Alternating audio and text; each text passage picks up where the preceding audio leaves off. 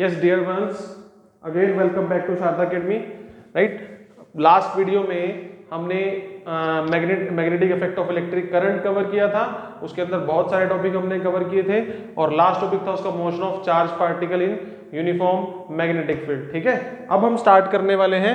अगर किसी current carrying wire को, if we place current carrying wire in a uniform magnetic field, then what will happen? It will experience some force. अगर हम किसी current carrying wire को magnetic field में रखें तो क्या होगा? वो फोर्स एक्सपीरियंस करेगी. ठीक है, तो कितनी फोर्स एक्सपीरियंस करेगी उसका एक फॉर्मूला बनाएंगे. फॉर्मूला आप याद रखेंगे उसका. ठीक है, तो current carrying conductor, let us suppose the value of current is I and the conductor is having some length L. ठीक है, और आपने इसको ऐसे प्लेस किया. अब आप ये फॉर्मूला पढ़ के आ चुके हैं फोर्स का, QVB sin थीटा.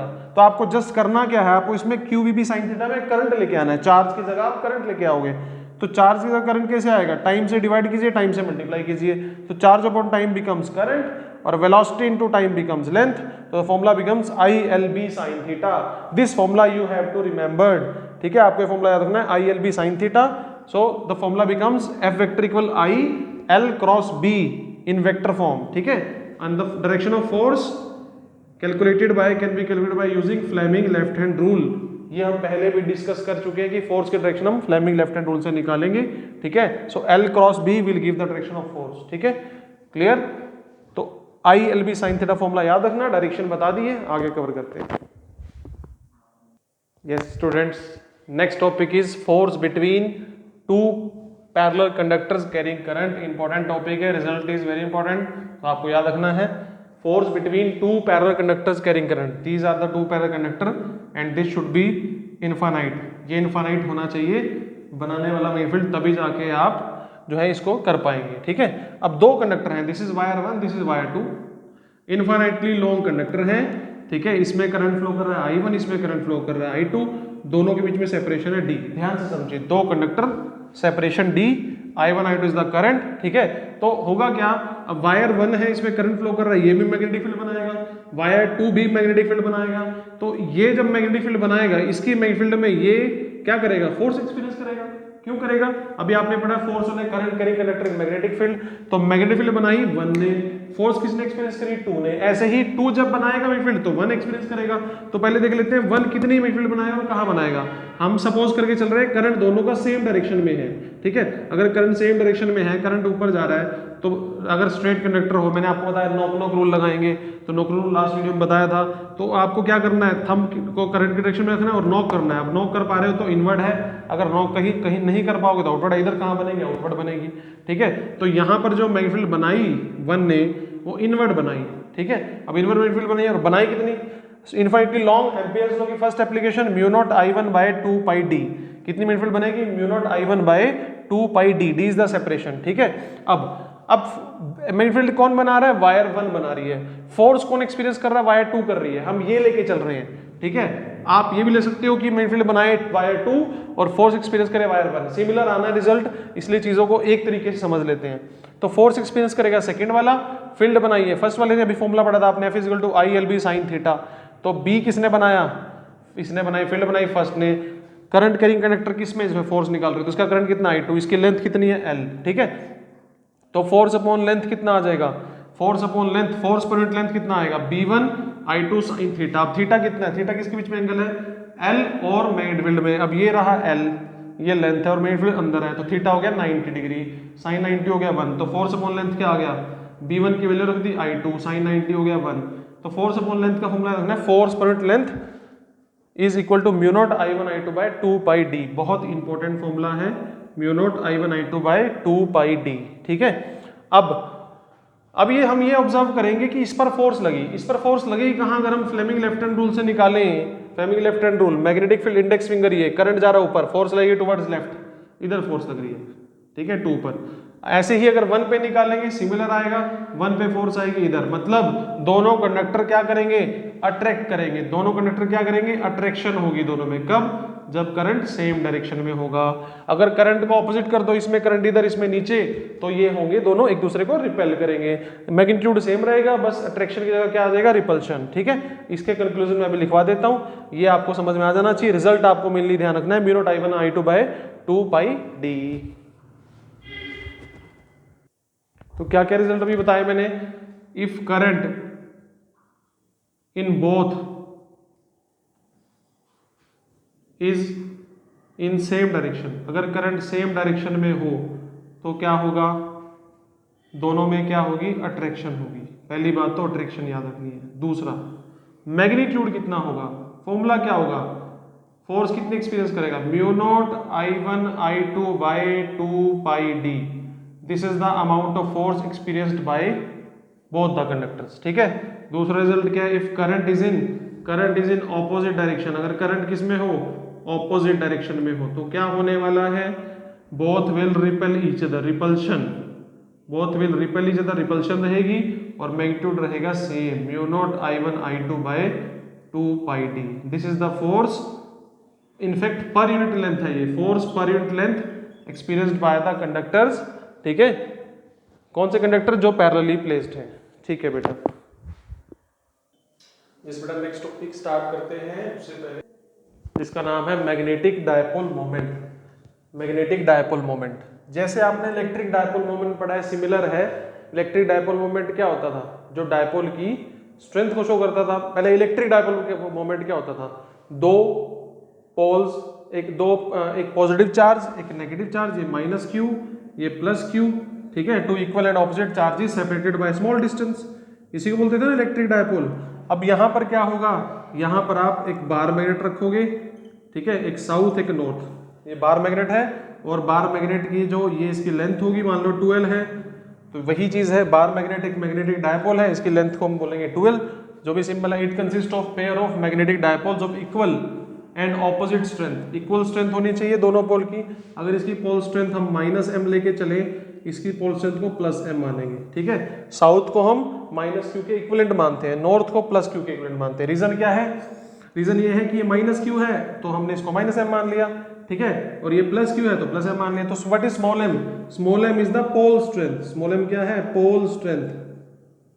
ठीक है, अच्छा, इसको साउथ को ही -q के इक्वल क्यों माना, इसलिए माना क्योंकि इलेक्ट्रिक फील्ड लाइन चलती है पॉजिटिव से नेगेटिव, ठीक है, और मैग्नेटिक फील्ड लाइन चलती है नॉर्थ से साउथ, तो मतलब सिमिलरिटी पॉजिटिव की नॉर्थ के साथ है और नेगेटिव की सिमिलरिटी साउथ के साथ है, इसलिए हमारे पास स्मॉल m हो गया पोल स्ट्रेंथ। तो ये पोल स्ट्रेंथ, ये डायपोल की लेंथ, ये मैग्नेटिक डायपोल मोमेंट, और इसकी ये क्या है, मैग्नेटिक डायपोल मोमेंट का सिंबल। अगर इसकी ऐसा यूनिट की बात करें, ठीक है, तो इसकी ऐसा यूनिट याद रखनी है, एम्पियर मीटर स्क्वायर होती है। कैसे आई अभी कराऊंगा मैं। उसके बाद पोल स्ट्रेंथ, ऐसा यूनिट ऑफ पोल स्ट्रेंथ क्या होगी, ऐसा यूनिट ऑफ पोल स्ट्रेंथ, तो पोल स्ट्रेंथ की यूनिट आप यहां से निकाल सकते हैं।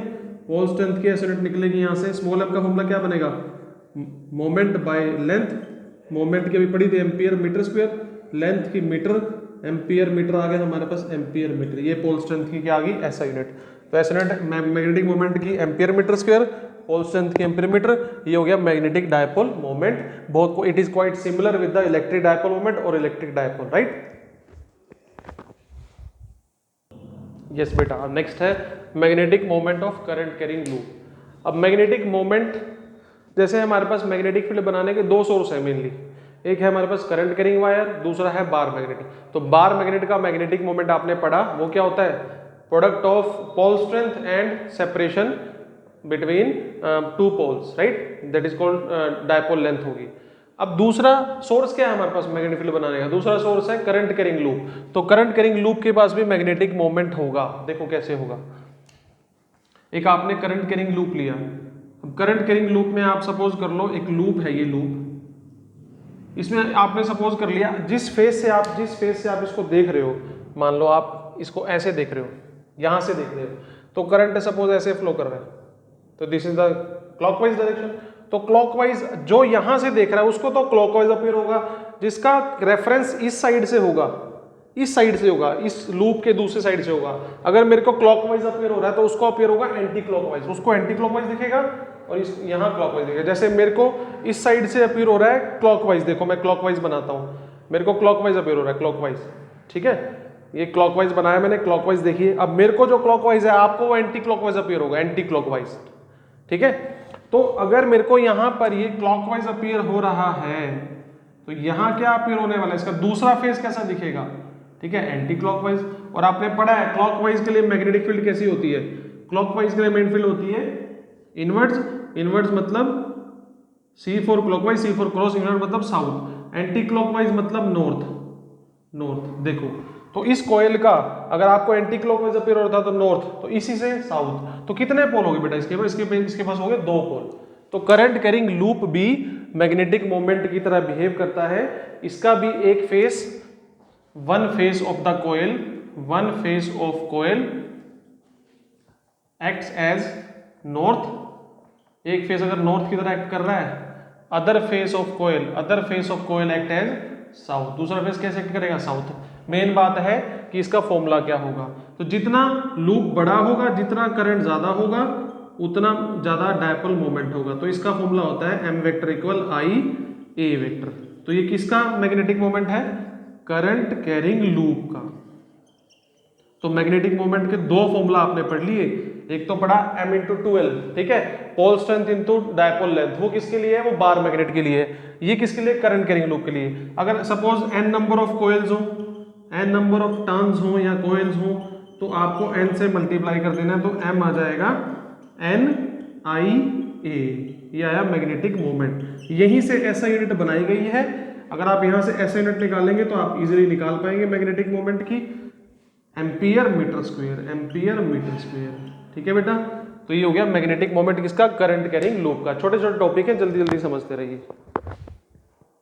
एक फिर से रिकैप करते हैं जो भी पढ़ा है। मैग्नेटिक मोमेंट काफी इंपॉर्टेंट है ये, इसमें से क्वेश्चन पूछा जाता है। मैग्नेटिक मोमेंट 2 के पास होता है, एक बार मैग्नेट के पास, एक करंट कैरिंग कॉइल के पास। पहले समझिए, bar magnet, current carrying coil. Bar magnet के पास, ये बार मैग्नेट का north pole, south pole, south pole की पोल स्ट्रेंथ को बोला -m, नॉर्थ पोल की पोल स्ट्रेंथ को +m, जैसे -q+q होता था। डायपोल मोमेंट की डायरेक्शन मैंने बताई थी, साउथ से नॉर्थ, तो साउथ से नॉर्थ डायपोल मोमेंट की डायरेक्शन होगी, लेंथ 2l, तो मैग्नेटिक मोमेंट कितना आएगा? m × 2l, ठीक है। तो डायरेक्शन क्या है मैग्नेटिक मोमेंट की? South to north. m क्या है यहाँ पर? Small m pole strength, capital M क्या है? Magnetic moment. समझ आ गया होगा। करंट कैरिंग कॉइल पे आते हैं। करंट कैरिंग कॉइल है, करंट फ्लो कर रहा है इसमें, तो ये क्या करे? एक फेस इसका क्लॉकवाइज, दूसरा फेस एंटी क्लॉकवाइज, तो मैग्नेटिक मोमेंट आया NIA vector. Number of turns 1 है तो n को 1 रख देंगे। अब मैग्नेटिक मोमेंट की डायरेक्शन क्या होगी उसको समझिए। मैग्नेटिक मोमेंट की डायरेक्शन क्या होगी? जो एरिया वेक्टर की डायरेक्शन होगी। जो किसकी डायरेक्शन होगी? Area vector. Magnetic moment is parallel to area vector, ठीक है। अब एरिया वेक्टर की डायरेक्शन निकालने के लिए आप पहले भी रूल पढ़ चुके हैं, राइट हैंड थंब रूल लगाने के बजाय ये लगाइए, C for clockwise, C for cross. अब देखिए, ये देखिए, इसमें देखिए एरिया वेक्टर निकालोगे तो मैग्नेटिक मोमेंट आ जाएगा, तो क्लॉकवाइज क्रॉस करके निकालो। पहले भी मैंने रूल समझा रखा है, CC रूल। तो इसमें होगा क्या मेनली? अब देखिए, क्लॉकवाइज एंटी क्लॉकवाइज है, एंटी क्लॉकवाइज है, तो पहले मैं क्लॉकवाइज वाला समझाता हूँ। ये क्लॉकवाइज है तो मैग्नेटिक मोमेंट की डायरेक्शन बतानी है आपको। तो मैग्नेटिक मोमेंट क्या होगा? क्लॉकवाइज है तो क्रॉस आएगा, तो क्रॉस, क्रॉस मतलब मैग्नेटिक मोमेंट अंदर की तरफ होगा। अब एंटी क्लॉकवाइज है तो एंटी क्लॉकवाइज में क्या आएगा? एंटी क्लॉकवाइज में आउटवर्ड आएगा, आउटवर्ड आएगा। मैग्नेटिक मोमेंट इसका ऐसा आएगा, इसका मैग्नेटिक मोमेंट ऐसा आएगा, ठीक है। तो ये हो गया हमारे पास मैग्नेटिक मोमेंट की डायरेक्शन का कंसेप्ट, ठीक है। चलो नेक्स्ट टॉपिक देखो, torque on A current carrying coil in magnetic field. अगर किसी करंट कैरिंग कॉइल को मैग्नेटिक फील्ड में रखें तो टॉर्क एक्सपीरियंस करती है। जैसे आपने पढ़ा था, किसी इलेक्ट्रिक डायपोल को मैग्नेटिक फील्ड में रखते थे तो इलेक्ट्रिक डायपोल क्या करता था? Electric dipole magnetic electric field में टॉर्क एक्सपीरियंस करता था। कितना टॉर्क एक्सपीरियंस करता था? वो टॉर्क एक्सपीरियंस करता था PE sin theta, PE sin theta, ठीक है। अब चीजों को बैलेंस करके चलो यहाँ से। ये टॉर्क था किसका? इलेक्ट्रिक टॉर्क था। यहाँ ये टॉर्क था इलेक्ट्रिक डायपोल की वजह से। अब मैग्नेटिक डायपोल की वजह से कितना टॉर्क आएगा? P की जगह NL होगी, P की जगह आएगा M, P electric dipole moment, M क्या है? Magnetic dipole moment. Electric field की जगह क्या आएगा? Magnetic field. ये आ गया as it is sine theta. तो टॉर्क कितना एक्सपीरियंस होगा? टॉर्क एक्सपीरियंस होगा MB sin थीटा, ठीक है। तो टॉर्क कितना एक्सपीरियंस करती है कॉइल? MB sin theta. अब बहुत सिंपल तरीके से बनाएंगे। MB sin थीटा आ गया। अभी M का मैंने फॉर्मूला बताया था करंट कैरिंग कॉइल के लिए। M कितना होता है? Here M is equal to NIA। अगर आप M को NIA रख दो तो टॉर्क का फॉर्मूला क्या बना? NIA B sin theta. बहुत सिंपल, कुछ नहीं करना। तो क्या डायरेक्शन होगी आपसे बोले? Torque NIA B sin theta, ये हो गया टॉर्क, ठीक है। टॉर्क मैक्सिमम कब होगा? इसके अकॉर्डिंग बनाइए, ये NIA, ठीक है। थीटा किसके बीच में एंगल हुआ? Theta is the angle between, theta is angle between M vector and B vector, M vector and B vector, ठीक है। साइन 0 होगा तो टॉर्क 0 होगा, साइन 90 होगा टॉर्क मैक्सिमम होगा। तो टॉर्क का फॉर्मूला क्या पढ़ा, एक तो पढ़ा एम बी साइन थीटा, दूसरा हमने क्या पढ़ा, ये तो मैग्नेटिक मोमेंट के टर्म्स है, दूसरा अगर आपको एन आई ए के टर्म्स में समझना है N I A B sine theta, N I A B sine theta, ये भी चलेगा। ठीक है, वेक्टर फॉर्म में आप लिख सकते हैं। वेक्टर फॉर्म में कैसे लिखेंगे, M vector cross B vector, N I A vector cross B vector. ठीक है, ये आ जाएगा इसका वेक्टर फॉर्म। तो ये है torque on A current carrying coil in magnetic field. चलो बेटा नेक्स्ट टॉपिक समझो, magnetic moment of an atom. Atom के पास भी मैग्नेटिक मोमेंट होता है, किस वजह से होता है, ड्यू टू रिवॉल्विंग इलेक्ट्रॉन। ठीक है, मैग्नेटिक मोमेंट बताया था मैंने, दो के पास हो सकता है, दो सोर्स हो सकते हैं, एक तो करंट कैरिंग वायर, तो करंट के पास हो सकता है, दूसरा बार मैग्नेट के पास हो सकता है। अब सोचो अगर इलेक्ट्रॉन मूव करेगा, मोशन होगा तो करंट बनेगा, और करंट से क्या बनेगा, मैग्नेटिक फील्ड बनेगा, तो मैग्नेटिक मोमेंट आएगा। तो एटम के पास मैग्नेटिक मोमेंट क्यों आया, एटम के पास मैग्नेटिक मोमेंट आया इलेक्ट्रॉन के घूमने से। इलेक्ट्रॉन घूमा कुछ वेलोसिटी, इलेक्ट्रॉन घूमेगा तो करंट बनेगा, करंट से मैग्नेटिक फील्ड बनेगा। तो कैसे निकालेंगे मैग्नेटिक मोमेंट, देखो बहुत इंपॉर्टेंट टॉपिक है ये। पहला स्टेप है करंट निकालेंगे, अगर ये घूमेगा तो करंट बनाएगा, पहला स्टेप करंट निकाल लिया तो मैग्नेटिक मोमेंट निकाल लेंगे, आई होता है। ठीक है, तो सबसे पहले हमने ये न्यूक्लियस, ये एटम बनाया, एटम का इलेक्ट्रॉन घूम रहा है, रिवॉल्व कर रहा है। ठीक है, तो v वेलोसिटी से रिवॉल्व कर रहा है, तो करंट का फॉर्मूला क्या था, चार्ज अपॉन टाइम। अब चार्ज है q, मान लो एक इलेक्ट्रॉन है तो e रख देंगे। कितना टाइम पीरियड होगा इसका, टाइम पीरियड का फॉर्मूला क्या होता है, distance by speed. Time period का फॉर्मूला क्या होता है, डिस्टेंस बाय स्पीड। पूरे सर्कमफ्रेंस में कितना डिस्टेंस ट्रैवल करेगा, 2 पाई r। कितनी स्पीड से चल रहा है, v से, तो टाइम पीरियड क्या रख दिया, 2 पाई r बाय v, और ये v ऊपर चला जाएगा तो qv बाय 2 पाई r आ जाएगा। जैसे मैंने बताया चार्ज इलेक्ट्रॉन है तो e रख दिया, ev बाय 2 पाई r आ गया। ठीक है, मैग्नीट्यूड रखा ev बाय 2 पाई, कोई बोले सर माइनस ही क्यों रखा, माइनस ही रख दो कोई बात नहीं, ev बाय 2 पाई r आ गया। ये तो आया करंट। मेनली हमें निकालना था मैग्नेटिक मोमेंट। मैग्नेटिक फॉर्मूला है आई की वैल्यू उठाई, ev बाय 2 पाई r यहां रख दी। अब इसकी रेडियस अगर r है, r रेडियस है तो इसकी जगह में रख दिया, एरिया हो गया पाई r स्क्वायर। तो पाई आर कैंसिल हो गया, ऊपर एक r बचा, तो ev r बाय 2 बहुत इंपॉर्टेंट फॉर्मूला। इस पे डायरेक्ट कोई क्वेश्चन पूछा जा सकता है, ये वैल्यू आपको दे रखी है और मैग्नेटिक मोमेंट पूछा हो तो आप इजीली निकाल सकते हो। ठीक है, अब इसमें पढ़ेंगे मैग्नेटिक मोमेंट और एंगुलर मोमेंटम का क्या रिलेशन होता है, जो कि बहुत इंपॉर्टेंट है। इसमें से कुछ ना कुछ पूछा जाता है और बच्चे मेनली इसको छोड़ के जाते हैं, क्योंकि यहाँ तक पहुंचते पहुंचते उनको लगता है कि इसमें से कुछ नहीं आने वाला और जो हमने पढ़ लिया वो सफिशिएंट है, मोर देन सफिशिएंट है। बट ऐसा नहीं है बेटा, एग्जामिनर को सब पता है कि आप कौन सा टॉपिक पढ़ के जाने वाले हो, कौन सा नहीं। तो उनमें से मैक्सिमम टाइम क्वेश्चन पूछा जाता है, जो बच्चे रेयरली वो चीजें पढ़ के जाते हैं और मैक्सिमम छोड़ के जाते हैं। तो ये बहुत इंपॉर्टेंट कंसेप्ट है। आइए बेटा देखिए, बहुत इंपॉर्टेंट टॉपिक फिर से, relation between magnetic moment and angular momentum. Magnetic moment का सिंबल होता है m, एंगुलर मोमेंटम का सिंबल होता है l, और एंगुलर मोमेंटम का फॉर्मूला होता है mvr। ठीक है, mvr, ये एंगुलर मोमेंटम का फॉर्मूला याद रखिएगा, 11th क्लास से भी आया हुआ है फॉर्मूला और पहले भी पढ़ते रहते हैं। तो मैग्नेटिक मोमेंट का फॉर्मूला अभी पढ़ के आए हैं, EVR बाय 2, EVR बाय 2। अब आपको मैग्नेटिक मोमेंट में एंगुलर मोमेंटम भी लेके आना है, EVR बाय 2। तो हम क्या करेंगे, MVR होता है L, तो M नहीं है इसमें, तो M से मल्टीप्लाई किया, M से डिवाइड किया, ये हमने एक्स्ट्रा स्टेप किया, M से मल्टीप्लाई M से डिवाइड, तो MVR बन गया L, ये आ गया 2M, तो M आ गया EL बाय 2M। ठीक है, M equal to EL by 2। अब नीचे ले आए हम L को, ये मैग्नेटिक मोमेंट, ये एंगुलर मोमेंटम। ठीक है, ये रेशो बहुत इंपॉर्टेंट है और ये पूछा जाता है, इस रेशो क्या बोलते हैं मैं बताने वाला है। तो M बाय L आया क्या, E बाय 2 है, ये चार्ज भी कांस्टेंट, मास भी कांस्टेंट। तो दिस रेशो इज कॉल्ड, इस रेशो को बोलते हैं जायरोमैग्नेटिक रेशो, जायरोमैग्नेटिक रेशो, इस रेशो को बोलते हैं जायरोमैग्नेटिक रेशो। क्यों बोलते हैं, जायरो का मतलब होता है घूमना, अब घूमने के कारण कौन आया, एंगुलर मोमेंटम, मैग्नेटिक मतलब m, मैग्नेटिक मोमेंट m, दोनों का रेशो हो गया m और l का, वही मेंशन कर रखा है इसमें। ठीक है, और वो क्या होता है, और ये रेशो कैसा होता है, और which is a constant, which is a constant, ये होता है कांस्टेंट। और कांस्टेंट की वैल्यू भी लिख देता हूं मैं, क्या होती है, अगर मैं सारी वैल्यूज यहां पुट करूं, E की वैल्यू पुट करूं 1.6 10 टू द पावर -19, मास की पुट करूं 9.1, 9.31 10 टू द पावर -31, तो अप्रोक्सीमेटली सॉल्व करके आएगा 8.8 10 टू द पावर 10 कूलम पर केजी, कूलम पर केजी। ये जायरोमेट्रिक रेशो की वैल्यू होती है, बहुत इंपॉर्टेंट। फिर से लिख देता हूं यहाँ पर, तो क्या होती है जायरोमेट्रिक रेशो की वैल्यू, 8.8 10⁻10 ये कूलम और ये केजी, तो कूलम पर kg, this is the value of gyromagnetic ratio which is constant. ठीक है, ये क्या है, जायरोमैग्नेटिक रेशियो। ठीक है, ये वैल्यू आपको ध्यान रखनी है, बहुत इंपॉर्टेंट पार्ट है ये। चलो बेटा देखिए, बोहर्स मैग्नेटोन, ये भी पूछा जाता है, इसमें कुछ नहीं करना, जो m=em/12 पड़ा है, this is the magnetic moment of an atom due to revolving electron. इसमें बोहर के अकॉर्डिंग, बोहर ने एक एंगुलर मोमेंटम का रिलेशन दिया है, वो लिखना है। तो according to Bohr theory angular momentum of orbital electron is given by, आपको L की वैल्यू को यहाँ पुट कर दोगे तो बोहर के थ्रू मैग्नेटिक मोमेंट आ जाएगा और कुछ नहीं है। तो L की वैल्यू क्या रखनी है, NH/2 पाई, तो L की वैल्यू रखोगे EL/2m तो था, EL/2m, L की वैल्यू रख दी NH/2 पाई, NH/2 पाई रखोगे तो 2m × 2 पाई करो 4 पाई में आ जाएगा। तो n की वैल्यू हमने यहाँ पर कर दी, ये n की वैल्यू अलग से रख दी। ठीक है, अब मैं यहाँ पर पुट कर रहा हूँ फर्स्ट ऑर्बिट, n को मैंने मेनली यहाँ पर रखा है 1, n को 1 क्यों रखा है, क्योंकि हम बात करने वाले हैं फॉर फर्स्ट ऑर्बिट की।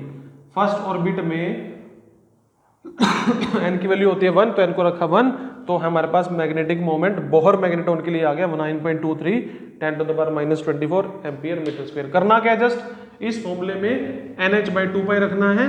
ठीक है, और ये वैल्यू आपके लिए इंपॉर्टेंट है। तो जितने पार्ट हमने किए हैं सारा इंपॉर्टेंट है। चलो अब हम बात करते हैं एक और अंदर इंपॉर्टेंट टॉपिक की, अर्थ मैग्नेटिज्म। इसका मतलब क्या है कि अर्थ के पास भी कुछ मैग्नेटिज्म होता है, जिसके कुछ प्रूफ्स हैं, जिसके कुछ एविडेंस हैं। ठीक है, क्या एविडेंस है उसके, अगर आप किसी बार मैग्नेट को फ्रीली हैंग करेंगे, वो हमेशा अर्थ की नॉर्थ साउथ डायरेक्शन में जाके रेस्ट करेगा। अगर आप नॉर्थ साउथ डायरेक्शन के अलावा उसको ईस्ट वेस्ट में कर देंगे तो वो घूम के फिर से कहाँ जाएगा, नॉर्थ साउथ में। तो फाइनली आके कहाँ रुकेगा, नॉर्थ साउथ में। That proves earth has some magnetism, earth के पास कुछ मैग्नेटिज्म होता है। ठीक है, अच्छा ये तो हो गए उसके कुछ एविडेंस। ठीक है, और क्या है अर्थ के, इसके कॉजेज क्या है, कॉजेज भी इसके हैं। कॉजेज क्या है, जो अर्थ का क्रस्ट है उसके अंदर जो मोल्टन मटेरियल्स हैं उसकी वजह से अर्थ के पास मैग्नेटिज्म आता है। तो मैं इतनी थ्योरी में नहीं जाने वाला, मैं मेनली अर्थ के जो एलिमेंट्स हैं मैग्नेटिज्म के उनको डिस्कस करने वाला हूं। तो एलिमेंट्स ऑफ अर्थ मैग्नेटिज्म। अब एलिमेंट्स क्या होते हैं अर्थ मैग्नेटिज्म के, एलिमेंट्स अर्थ मैग्नेटिज्म की वो क्वांटिटी है, वो फिजिकल क्वांटिटी है जो अर्थ की मैग्नेटिक फील्ड को कंप्लीटली रिप्रेजेंट करेंगी। तो दोज एलिमेंट्स रिप्रेजेंट्स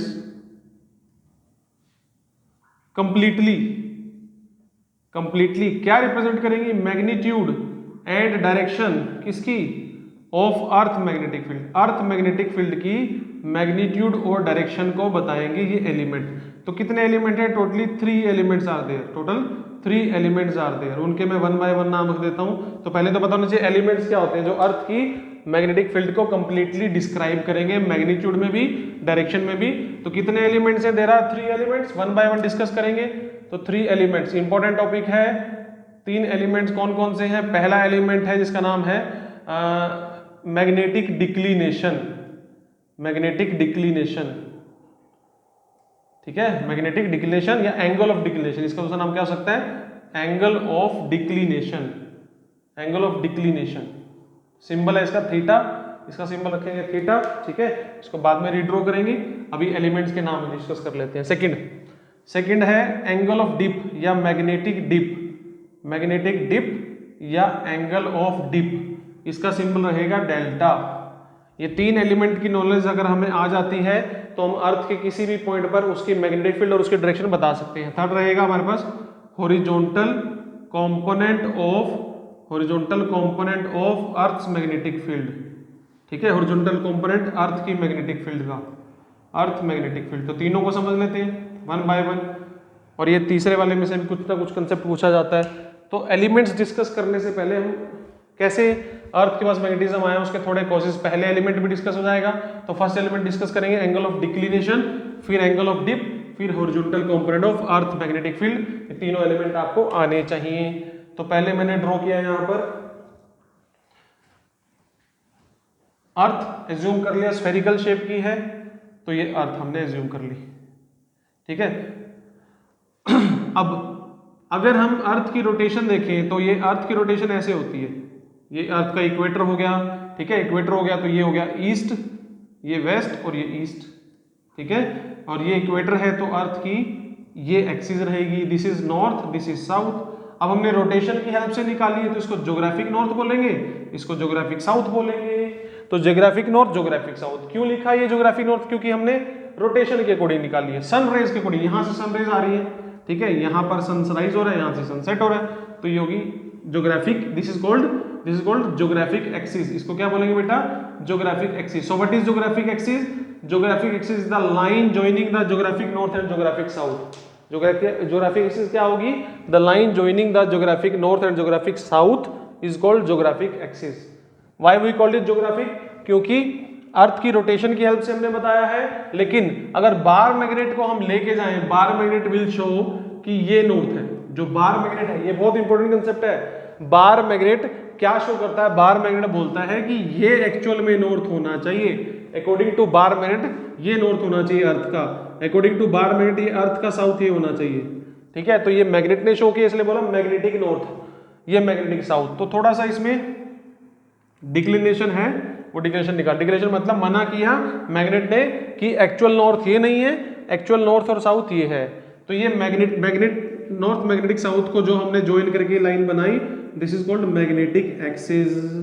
इसको बोलते हैं मैग्नेटिक एक्सिस। अब मैग्नेटिक एक्सिस के बीच में जो एंगल रहेगा, ये दोनों देखो, ज्योग्राफिक एक्सिस मैग्नेटिक एक्सिस में जो एंगल रहेगा that is called angle of declination. तो पहला एलिमेंट आ गया एंगल ऑफ डिक्लिनेशन। तो एंगल ऑफ डिक्लिनेशन क्या होता है? बहुत सिंपल है। Angle of declination is the angle between geographic axis and magnetic axis. Angle between geographic axis and magnetic axis, geographic axis and magnetic axis, magnetic axis, ठीक है।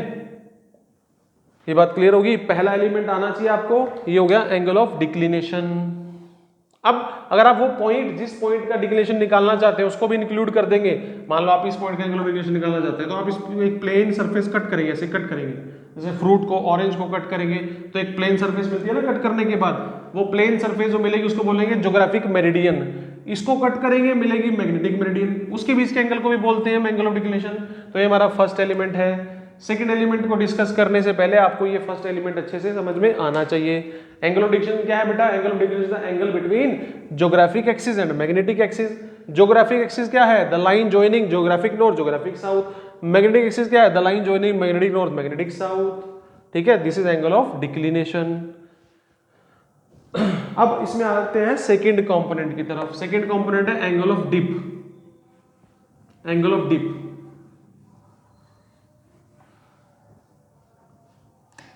Angle of dip क्या है वो देख लो जरा। ये अर्थ का मैग्नेटिक, ये ज्योग्राफिक नॉर्थ ज्योग्राफिक साउथ, ठीक है। अब अगर बार मैग्नेट ऐसा कुछ शो कर रहा है, बार मैग्नेट ये शो कर रहा है मैग्नेटिक नॉर्थ मैग्नेटिक साउथ, तो हमने क्या किया? हमने एक इसके अंदर इमेजिनेशन की। अगर अर्थ मैग्नेटिक फील्ड बना रहा है तो हमने एक जस्ट मैग्नेटिक फील्ड को ड्रॉ करने के लिए, मैग्नेटिक फील्ड को ड्रॉ करने के लिए अगर वो बना रहा है तो हमने क्या किया? हमने इसके अंदर एक इमेजिनरी मैग्नेट को हमने इसके अंदर इमेजिन कर लिया, ठीक है। इमेजिनरी मैग्नेट को इमेजिन कर लिया। अगर अर्थ मैग्नेटिक फील्ड बना रहा है तो अर्थ के पास हमने इमेजिन कर लिया कि बार मैग्नेट भी होगा, और बार मैग्नेट होगा तो हमने इमेजिन किया कि ये बार मैग्नेट का हमने यहाँ पर, यहाँ अगर नॉर्थ था, यहाँ पे हमने साउथ मान लिया, ठीक है। अब छोड़ो साउथ नॉर्थ में कोई कंफ्यूजन नहीं, अब हम यहाँ पे कुछ नहीं मानने वाले। समटाइम बच्चे इसी में कंफ्यूज रहते हैं कि सर यहाँ नॉर्थ है, यहाँ साउथ है, यहाँ साउथ, यहाँ नॉर्थ, किसका साउथ, कोई कंफ्यूजन नहीं। ये अभी तक डायग्राम पढ़ चुके हैं। हमने ये ऑब्जर्व किया कि जो अर्थ की मैग्नेटिक फील्ड है, वो southern hemisphere, this is called southern hemisphere, ये नॉर्दर्न हेमिस्फीयर है, ठीक है। साउदर्न हेमिस्फीयर से निकल के नॉर्दर्न हेमिस्फीयर में एंटर कर रही है, ऐसा हमने ऑब्जर्व किया कि ये अर्थ की मैग्नेटिक फील्ड है। तो अर्थ की मैग्नेटिक फील्ड हमने क्या हमने ऑब्जर्व किया कि वो साउदर्न हेमिस्फीयर से नॉर्दर्न हेमिस्फीयर में जा रही है। ये साउदर्न से निकली और नॉर्दर्न में एंटर कर रही है, साउदर्न से निकल रही है, नॉर्दर्न में एंटर कर रही है, ठीक है। ये बात समझ में आ गई? तो ये हमने अर्थ की मैग्नेटिक फील्ड ऐसी ऑब्जर्व की, उसके बिहाफ पे हमने एक बार मैग्नेट को इमेजिन कर लिया। अगर मैग्नेटिक फील्ड ऐसे निकल के ऐसे जा रही है तो ये बार मैग्नेट ऐसे होगा, और ये भी रियल है कि यहाँ मैग्नेटिक नॉर्थ तभी वो शो कर रहा है। ये बात क्लियर हो गई बेटा? ये डायग्राम आपको अच्छे से समझ में आना चाहिए। अब एंगल ऑफ डिप क्या होता है? बहुत सिंपल एंगल ऑफ डिप भी, एंगल ऑफ डिप सिंबल होता है इसका डेल्टा, जिसको मैग्नेटिक डिप भी बोलते हैं। अब जैसे यहां पर आपको मैग्नेटिक फील्ड निकालनी है तो आप क्या करोगे? यहां पर मैग्नेटिक फील्ड निकालने के लिए तो आप यहां पर ये अर्थ की मैग्नेटिक फील्ड है, मान लो टेंजेंट ड्रॉ करो, टेंजेंट ये अर्थ की मैग्नेटिक फील्ड, ठीक है, और ये आपके पास है, आपने हॉरिजॉन्टल सरफेस बना दी, ये हॉरिजॉन्टल सरफेस बना दी, तो जो एंगल आएगा उसको एंगल ऑफ डिप बोलेंगे। तो एंगल ऑफ डिप होता क्या, देखो मान लो किसी पर्टिकुलर पॉइंट पे अर्थ की मैग्नेटिक फील्ड ये है, this is the total magnetic field, चाहे इस पॉइंट की बात करो, चाहे इस पॉइंट की बात करो, किसी पॉइंट की बात करो, ये अर्थ की टोटल मैग्नेटिक फील्ड, ये हॉरिजॉन्टल लाइन, ये अर्थ की सरफेस है, इनके बीच में जो एंगल रहेगा दिस इज इसको बोलेंगे एंगल ऑफ डिप। तो एंगल ऑफ डिप क्या होता है? Angle of dip is the angle between total earth magnetic field and horizontal line. Angle of dip is the angle between total earth magnetic field and horizontal line, ठीक है। जैसे निकाल के देखते हैं एंगल ऑफ डिप, इजीली समझ पाएंगे। देखो डायग्राम में देखो ध्यान से, या दोबारा डायग्राम बना दो, एक बारी में दोबारा डायग्राम बना देते हैं, फिर तुम्हें अच्छे से क्लियरली समझ में आ जाएगा कि एंगल ऑफ डिप इक्वेटर पे कितना होता है, पोल पे कितना होता है। ये क्वेश्चन पेपर में पूछा जाता है। ये हमने बनाया अर्थ सरफेस, ठीक है। अब हमने मैग्नेटिक फील्ड बनानी है, ये होगी हमारे पास ज्योग्राफिक एक्सिस, ठीक है। और ये हमने मैग्नेटिक फील्ड मैंने कैसे बनाई थी, यहाँ पर हमने 12 मिनट इमेजिन किया तो मैग्नेटिक फील्ड यहाँ से निकल के ऐसे जा रही थी, ऐसे इमेजिन किया, ठीक है, यहाँ से निकल के ऐसे जा रही है। तो साउदर्न हेमिस्फीयर से निकल रही है, नॉर्दर्न हेमिस्फीयर में एंटर कर रही है, साउदर्न से निकल रही है, नॉर्दर्न में एंटर कर रही है, साउदर्न से निकल रही है, नॉर्दर्न में एंटर कर रही है। तो साउदर्न हेमिस्फीयर से निकल रही है, नॉर्दर्न में जा रही है। अब हम बात करते हैं, ये ऐसे निकली, यहाँ से ऐसे निकलेगी ना। अब बात करते हैं हम सबसे पहले मैग्नेटिक पोल्स की। ये क्या है मैग्नेटिक पोल्स, ये क्या है मैग्नेटिक इक्वेटर। तो मैग्नेटिक पोल्स का देखो, ये पोल है मैग्नेटिक पोल, ये है ना साउथ पोल है। अब यहाँ पर ये अर्थ की सरफेस, ध्यान से देखना, अर्थ की सरफेस, और यहाँ से मैग्नेटिक फील्ड ऐसे निकल रही है, ये अर्थ की सरफेस, ये मैग्नेटिक फील्ड निकल रही है, ये हो गया बी, और ये सरफेस अर्थ की हॉरिजॉन्टल, कितना डेल्टा आया 90 डिग्री। ध्यान से देखो, ये अर्थ की सरफेस और ये टोटल अर्थ की मैग्नेटिक फील्ड इस पर्टिकुलर पॉइंट पर, पोल पर, तो पोल पर मैग्नेटिक फील्ड ऐसे निकलेगी, ठीक है, ऐसे निकल के ऐसे जाएगी, ऐसे यहाँ भी देख सकते हो आप, यहाँ से ऐसे जाएगी, ऐसे, ठीक है, ऐसे एंटर करेगी ना, ऐसे ये एंटर कर रही है, ये देखो सारी बात को एंटर कर रही है। ये अर्थ की सरफेस और ये लाइन देख लो, यहाँ पर इक्वेटर पे डेल्टा कितना है, सॉरी पोल पे डेल्टा कितना है 90। ये कौन सा पोल है, मैग्नेटिक पोल, ठीक है। तो पोल्स पे एंगल ऑफ डिप कितना होता है 90। अगर इक्वेटर पे देखें तो इक्वेटर पे देखो, ये अर्थ की सरफेस, ये अर्थ की सरफेस, ये मैग्नेटिक फील्ड लाइन, ठीक है, ये मैग्नेटिक फील्ड लाइन, ये अर्थ की सरफेस। अब दोनों पैरेलल हैं, दोनों पैरेलल हैं, तो इसको, इसके लिए हम क्या बनाएंगे, देखो अब ये अर्थ की सरफेस है, ये मैग्नेटिक फील्ड लाइन है, तो इसके लिए तो दोनों पैरेलल होगी, पैरेलल होगी तो डेल्टा कितना होगा 0 डिग्री, डेल्टा कितना होगा 0 डिग्री। तो एट इक्वेटर पर एंगल ऑफ डिप कितना होता है 0 डिग्री, कौन से इक्वेटर, मैग्नेटिक इक्वेटर पर। और एट मैग्नेटिक पोल्स पर कितना होता है एंगल ऑफ डिप 90 डिग्री। ये बात ध्यान रखनी है आपको, ठीक है। तो what is the angle of dip, angle of dip is the angle between total earth magnetic field, जो टोटल अर्थ मैग्नेटिक फील्ड के बीच में एंगल है, with and horizontal surface of earth, horizontal surface of earth की surface के बीच में एंगल टोटल मैग्नेटिक फील्ड के साथ, उसको क्या बोलते हैं एंगल ऑफ डिप। इक्वेटर पे होती है 0 डिग्री, पोल्स पे होती है 90 डिग्री, ठीक है बेटा, समझ में आ गया। अब इक्वेटर में आपको डाउट नहीं होना चाहिए, ये दोनों पैरेलल हैं, देखो, ठीक है। अगर मैं यहाँ पर मैग्नेटिक फील्ड बनाऊं, जब कोई पर्सन यहाँ पर अगर खड़ा है, कोई पर्सन यहाँ खड़ा है, मैग्नेटिक फील्ड बनाऊं, इसके लिए मैग्नेटिक फील्ड भी तो इधर ही आएगी और सरफेस भी यही है, ऐसी तो आ रही है मैग्नेटिक फील्ड, मैग्नेटिक फील्ड भी ऐसे, सरफेस भी आएगी, तो डेल्टा कितना हो गया 0 डिग्री, ठीक है। तो ये सारी बातें आपको ध्यान रखनी है। सेकंड कंपोनेंट मैंने बता दिया एंगल ऑफ डिप, ये था एंगल ऑफ डिक्लिनेशन। तो फिर से एक बार रिवाइज करते हैं, एंगल ऑफ डिक्लिनेशन क्या है, एंगल बिटवीन ज्योग्राफिक एक्सिस और मैग्नेटिक एक्सिस, इनके बीच में जो एंगल बोलेगा that is called angle of dip, और angle of declination, sorry. Angle of dip क्या होगा, जो total earth magnetic field, total earth magnetic field किसी पर्टिकुलर पॉइंट पे हॉरिजॉन्टल सरफेस अर्थ बना रही है, उसको बोलेंगे एंगल ऑफ डिप। यहाँ पर देखो, यहाँ पर ये ऐसे मैग्नेटिक फील्ड निकल रही थी और ये सरफेस है अर्थ की, तो कितना एंगल बन रहा है, ये सरफेस अर्थ की, ये पोल पे कितना है 90 डिग्री, ठीक है। अब यहाँ देखो इक्वेटर पे, मैग्नेटिक इक्वेटर पे, ये देखो सरफेस भी ऐसी, मैग्नेटिक फील्ड भी ऐसी, तो दोनों पैरेलल तो डेल्टा 0। यहाँ भी देख सकते हो, तो ये आपको समझ में आना चाहिए एंगल ऑफ डिप, ठीक है। थर्ड देखो component of earth magnetic field, जो हॉरिजॉन्टल कंपोनेंट था उसे वर्टिकल में पढ़ लेंगे। अब ये डायग्राम समझा था, ये टोटल अर्थ मैग्नेटिक फील्ड है, ये हॉरिजॉन्टल लाइन है, इनके बीच में एंगल हुआ एंगल ऑफ डिप। अगर आप इस बी को रिजॉल्व करें तो एक कंपोनेंट बी का इधर बनेगा, इस कंपोनेंट का नाम क्या होगा, बी कोस डेल्टा, रिजॉल्व कर लेंगे इसको, और इस कंपोनेंट का नाम क्या होगा, ये होगा हॉरिजॉन्टल कंपोनेंट बी एच, ये वर्टिकल कंपोनेंट बी वी, ये कितना होगा बी साइन डेल्टा। तो हॉरिजॉन्टल कंपोनेंट पूछा जाए तो बी एच कितना होगा बी कोस डेल्टा, और वर्टिकल कंपोनेंट कितना होगा बी साइन डेल्टा। अगर आप दोनों को डिवाइड कर दो B V by B H, ये आ जाएगा टेन डेल्टा, तो टेन डेल्टा का फॉर्मूला क्या होगा B V by B H, ठीक है बेटा। तो ये आपको ध्यान रखनी है बातें। तो इक्वेटर पोल पे आप एंगल ऑफ डिप भी, अब मैंने बताया था एंगल ऑफ डिप कहाँ कितना होता है, तो आप हॉरिजॉन्टल और वर्टिकल कंपोनेंट भी निकाल सकते हो। जैसे पूछूं एट इक्वेटर, इक्वेटर पर पहले तो ये बताओ डेल्टा होता कितना, इक्वेटर पर डेल्टा होता है 0 डिग्री, तो हॉरिजॉन्टल कंपोनेंट कितना आएगा, हॉरिजॉन्टल कंपोनेंट कॉस डेल्टा रखोगे डेल्टा 0, बी एच आ गया बी, और यहाँ रखोगे साइन 0 हो गया 0, तो वर्टिकल कंपोनेंट इक्वेटर पे होता है 0 और हॉरिजॉन्टल कंपोनेंट इक्वेटर पे होता है बी, ठीक है। ऐसे ही ये सारी चीजें तो पूछी जा सकती हैं। पोल्स पे डेल्टा कितना होता है, पोल्स पे डेल्टा होता है 90 डिग्री, ठीक है, और बी एच पूछा जाए cos 90 होता है 0, तो बी एच आ जाएगा 0, और बी वर्टिकल कितना आ जाएगा साइन 90 रखोगे 1 हो गया, तो आ जाएगा बी, ठीक है। अगर आप यहाँ पर एक ट्रायंगल लगा के भी समझो, ये लास्ट कंसेप्ट है इसका, ट्रायंगल लगाओ तो यहाँ से पाइथागोरस लगा दो, B V equal B sine delta था, तो B sine delta B H square plus B V square किसके इक्वल हो गया बी के, तो B equal root B H square plus B V square, Pythagoras लगाइए और कुछ नहीं किया, ये हो गया हमारे पास, पाइथागोरस लगा के हो गया। तो ये सारी चीजें बहुत इंपॉर्टेंट है। कुछ भी एक छोटा सा कंसेप्ट पूछा सकता है इक्वेटर पे, पोल पे, सिंपल है इक्वेटर और इस पे डेल्टा याद रखिए, वर्टिकल हॉरिजॉन्टल कंपोनेंट तो अपने आप बना लोगे, vertical component horizontal component important part है, ये आपको करना है अच्छे से, ठीक है।